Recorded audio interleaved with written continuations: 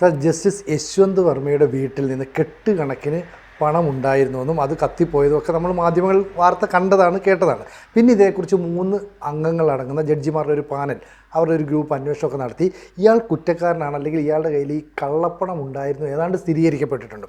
അങ്ങനെ കള്ളപ്പണം ഉണ്ടാകണമെങ്കിൽ ജഡ്ജിക്ക് അതിൻ്റെ ഒരു സോഴ്സ് കാണിക്കേണ്ടി വരില്ലേ?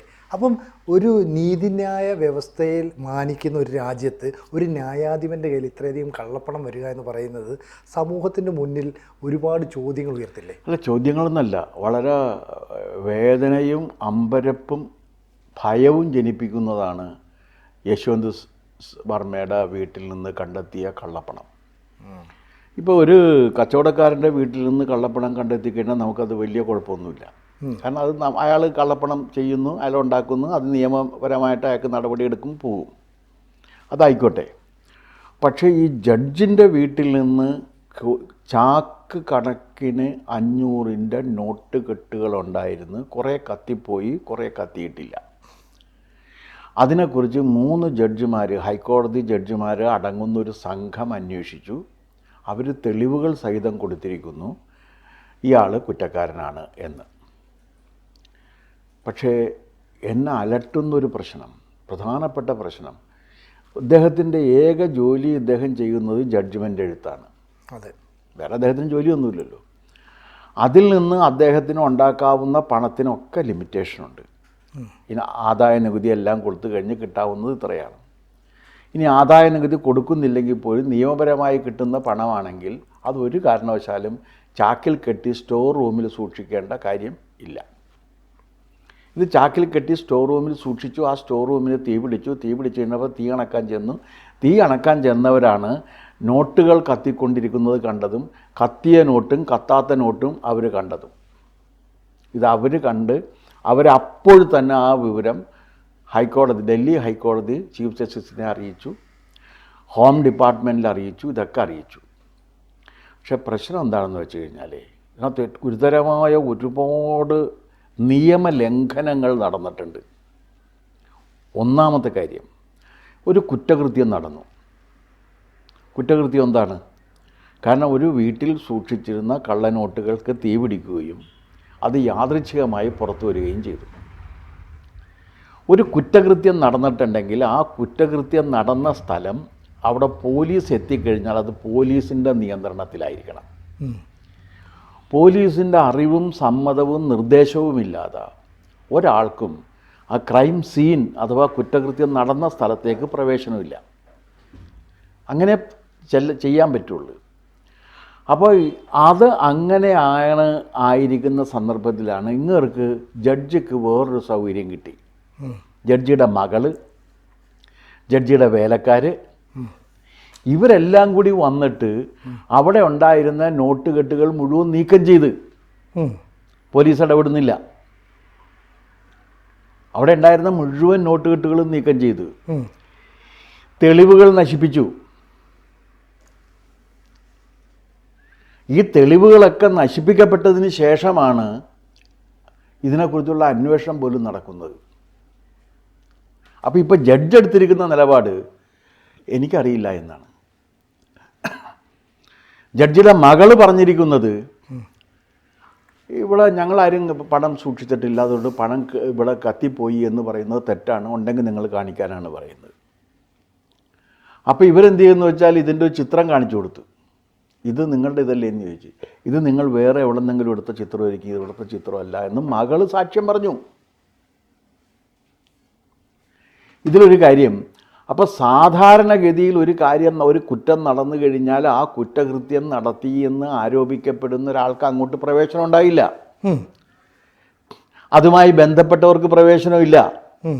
പക്ഷേ ബഹുമാനപ്പെട്ട ജഡ്ജിന് അങ്ങോട്ട് പ്രവേശനം കൊടുത്തു എന്ന് മാത്രമല്ല, അവിടെയുള്ള തെളിവുകൾ മുഴുവൻ നശിപ്പിക്കുന്നതിനുള്ള സമയവും അതിനുള്ള സൗകര്യവും ചെയ്തു കൊടുത്തു എന്നുള്ളതും ശ്രദ്ധേയമാണ്. അപ്പോൾ അവിടെ ഫയർഫോഴ്സ് എത്തുകയും അവരവിടുത്തെ ഈ വെള്ളം തീയൊക്കെ അണയ്ക്കാനുള്ള പ്രവർത്തനങ്ങൾ നടത്തും. അതിൽ തന്നെ ചിലർ ഇതിൻ്റെ ചിത്രങ്ങളും വീഡിയോകളും എടുത്തു.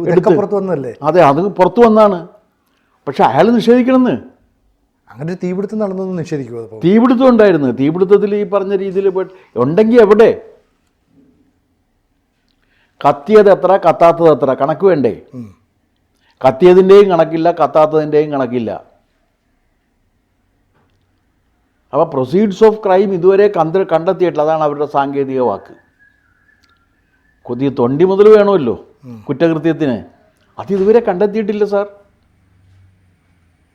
അതിൻ്റെ കാരണം എന്താണെന്ന് വെച്ചാൽ ജഡ്ജായതുകൊണ്ട് അദ്ദേഹത്തിനെതിരെ കേസെടുക്കാൻ കഴിയില്ല എന്നാണ് ഇവരുടെ ഒരു പൊതുവിശ്വാസം. ഇവിടെയും ചോദ്യങ്ങളുണ്ട്. ജഡ്ജിൻ്റെ വീട്ടിലൊരു കൊലപാതകം നടന്നു എന്ന് വെക്കുക, ചാൻസ് ഉണ്ടല്ലോ. അതെ. ഇപ്പോൾ കള്ളപ്പണം സൂക്ഷിക്കാമെന്നുണ്ടെങ്കിൽ കള്ളപ്പണവുമായി വളരെ അടുത്ത് ബന്ധപ്പെട്ട് നിൽക്കുന്നതാണ് ബാക്കിയുള്ള ക്രൈംസ് എല്ലാം, കൊലപാതകം അടക്കമുള്ളത്. ആ കൊലപാതകം നടന്നു കഴിഞ്ഞാൽ ഈ ജഡ്ജിയെ അറസ്റ്റ് ചെയ്യുന്നതിന് മുൻപ് ജഡ്ജിക്ക് അവിടെ അതിൻ്റെ മുഴുവൻ തെളിവുകളും നശിപ്പിക്കാനുള്ള അവസരം ഉണ്ടാക്കി കൊടുക്കുമോ? ഒന്ന്. ജുഡീഷ്യറിക്ക് മാത്രമായി കുറ്റകൃത്യത്തിൽ നിന്ന് രക്ഷപ്പെടാനുള്ള ഏത് നിയമമാണുള്ളത്? 2. അങ്ങനെ ഒരു നിയമമുണ്ടെങ്കിൽ ആ നിയമം മാറ്റേണ്ടതല്ലേ? 3. നിയമത്തിൻ്റെ മുന്നിൽ എല്ലാവരും തുല്യരാണ് എന്ന് പറഞ്ഞു കഴിഞ്ഞാൽ ജഡ്ജിയും വേറൊരുത്തരും തുല്യരാണല്ലോ. അതെ. പക്ഷേ ജഡ്ജിക്ക് വേറെ സൗകര്യങ്ങൾ ചെയ്തു കൊടുക്കുന്നു, മറ്റു മനുഷ്യർക്കത് കിട്ടുന്നില്ല.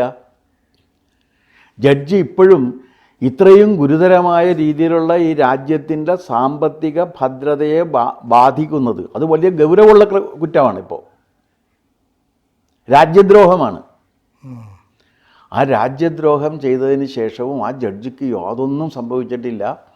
അദ്ദേഹം സുഖമായിട്ട് ജോലി ചെയ്യാതെ ശമ്പളം വാങ്ങിച്ച് അവിടെ ഇരിക്കുകയാണ്. ഇതെന്തൊരു നിയമമാണത്?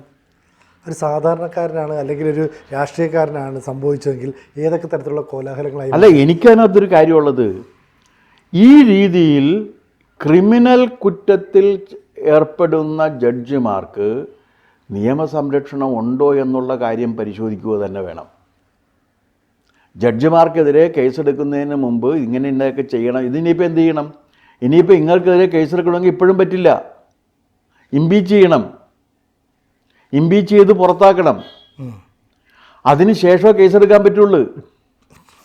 അപ്പോൾ ഒരു ജഡ്ജ് ഒരു കൊലക്കുറ്റം നടത്തിയാലും ഇത് തന്നെയാണ് വ്യവസ്ഥ എന്നുണ്ടെങ്കിൽ ജഡ്ജിക്കെതിരെ എന്ന് കേസെടുക്കാൻ പറ്റും? ആര് തെളിവ് നൽകും? ആർക്കൊന്നും ചെയ്യാൻ പറ്റില്ല. അപ്പോൾ ഇങ്ങനെ ഒരു സങ്കല്പം ഭരണഘടനാ നിർമ്മാണ വേളയിൽ നമ്മുടെ ഭരണഘടനാ നിർമ്മാതാക്കൾക്കുണ്ടായിരുന്നു. ഇതാണ് ചോദ്യം. ഞാൻ ഒരു കാര്യം ഉറപ്പ് പറയാം, ഭരണഘടനാ നിർമ്മാണ വേളയിൽ ഭരണഘടനാ നിർമ്മാതാക്കൾക്ക് കൈക്കൂലിയും കള്ളപ്പണവും സൂക്ഷിക്കുന്ന ജഡ്ജിമാരെ സംരക്ഷിക്കണമെന്ന് ഒരു ലക്ഷ്യവും ഉണ്ടായിട്ടില്ല എന്നുള്ള കാര്യത്തിൽ എനിക്കൊരു സംശയമില്ല, ഒരു സംശയമില്ല. പക്ഷേ നിയമത്തെ വ്യാഖ്യാനിച്ച് ജുഡീഷ്യറിയുടെ സ്വാതന്ത്ര്യം എന്ന് ആവർത്തിച്ച് പറഞ്ഞ് ജുഡീഷ്യറിയുടെ സ്വാതന്ത്ര്യം എന്ന് പറഞ്ഞാൽ ക്രിമിനൽ കുറ്റം ചെയ്യുന്ന ജഡ്ജിക്ക് നിയമപരിരക്ഷ കൊടുക്കലാണ് എന്ന് വരെ എത്തുന്ന തരത്തിലുള്ള വ്യാഖ്യാനങ്ങൾ ഒരു ജനാധിപത്യ സംവിധാനത്തിന് യോജിക്കുന്നതല്ല എന്ന കാര്യത്തിൽ ആർക്കും സംശയം ഉണ്ടായില്ല. ഇത് ഞാൻ ഭയക്കുന്ന കാര്യം, ഈ പണം ഇദ്ദേഹത്തിന് ലഭിച്ചത് ഇദ്ദേഹം എഴുതിയ ജഡ്ജ്മെൻറ്റിൻ്റെ പേരിലാണെങ്കിൽ ആ ജഡ്ജ്മെൻറ്റിൻ്റെയൊക്കെ അവസ്ഥ എന്തായിരിക്കും? അപ്പോൾ അതെല്ലാം വീണ്ടും പരിശോധിക്കേണ്ടി വരില്ലേ? എങ്ങനെ പരിശോധിക്കാനായിട്ടാണ്? ഒരു മാർഗവും ഇല്ല. ആ ജഡ്ജ്മെൻറ്റിനെതിരെ അപ്പീൽ കൊടുക്കാനേ മാർഗമുള്ളൂ. കാരണം ഭരണഘടന നിർമ്മിക്കുന്ന സന്ദർഭത്തിൽ ഭരണഘടനാ നിയമങ്ങൾ കൈകാര്യം ചെയ്യുന്ന ഹൈക്കോടതിയിലെയും സുപ്രീം കോടതിയിലെയും ജഡ്ജിമാർ ഔദ്യോഗിക വസതിയിൽ കള്ളപ്പണം സൂക്ഷിക്കും എന്നൊരു ഭാവന പോലും നമ്മുടെ ഭരണഘടനാ നിർമ്മാതാക്കൾക്ക് ഉണ്ടായിരുന്നില്ല. കാരണം അവരൊരു ഡിഗ്നിറ്റി ഇവരിൽ നിന്നെല്ലാം പ്രതീക്ഷിച്ചിരുന്നു. ഒന്നും സംഭവിച്ചിട്ടില്ലല്ലോ ഇദ്ദേഹത്തിന്. ഇംപീച്ച്മെൻറ്റ് നടന്നിട്ടില്ല. അദ്ദേഹവും അദ്ദേഹത്തിൻ്റെ മക്കളും അദ്ദേഹത്തിൻ്റെ സിൽബന്തികളും എല്ലാം കുറ്റം നിഷേധിച്ചു.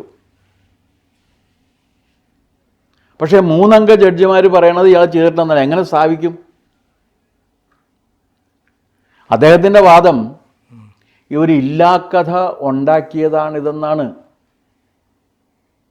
അദ്ദേഹത്തിൻ്റെ യശസ്സിന് കളങ്കം ചാർത്തി അദ്ദേഹത്തിൻ്റെ ജീവിതം ദുസ്സഹമാക്കുന്നതിന് വേണ്ടി ഒരു ഇല്ലാത്ത കഥ ഉണ്ടാക്കിയതാണ് ഇതെന്നാണ് അദ്ദേഹത്തിൻ്റെ വാദം. കോടതിയിൽ ചെല്ലുമ്പോൾ ഈ കുറ്റകൃത്യത്തിൻ്റെ ശേഷം ലഭിച്ച തുകയും ബാക്കി കാര്യങ്ങളും നിങ്ങൾ കണ്ടെത്താതെ എങ്ങനെയാണ് ഈ കുറ്റം തെളിയിക്കാൻ കഴിയുക? ജുഡീഷ്യറി ഈ കാര്യത്തെക്കുറിച്ച് ഗൗരവപൂർവ്വം അവർ ആലോചിക്കണം. അവരാലോചിച്ചില്ലെങ്കിൽ തീർച്ചയായിട്ടും ലെജിസ്ലേറ്റീവ് ആ കാര്യത്തെക്കുറിച്ച് ആലോചിക്കണം. കാരണം ഇങ്ങനെ ഏതെങ്കിലും ഒരു വിഭാഗത്തിൽപ്പെട്ടവർക്ക് ഒരു നിയമവും ബാധകമല്ല എന്ന് പറയുന്നത് നമ്മുടെ രാജ്യത്ത് അരാജകത്വം ഉണ്ടാക്കും എന്ന കാര്യത്തിൽ എനിക്ക് അല്പം പോലും സംശയമില്ല.